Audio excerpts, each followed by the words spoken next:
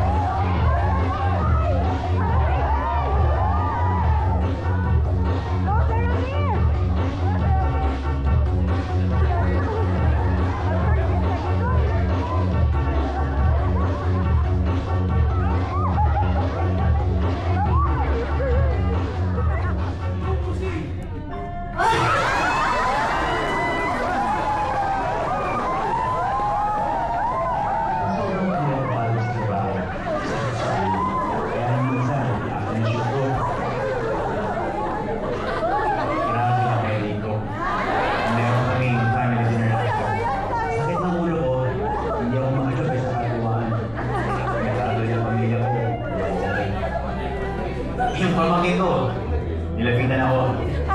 Ay, sa commercial. Sabi niya sa akin, dito, ingat. Sabi niya sa akin ng bahay, Jessic, at ng tubig. Siyempre, manang-mana sa akin. Yan po ang aking ingat madamang-dama story. Sigurado ako, kayo rin, yan. Hindi yan kasi magbayag ng helicopter na ng bahay, Jessic. Kaya ang ingat, tama natin lahat. Share niyo po sa Facebook or Twitter.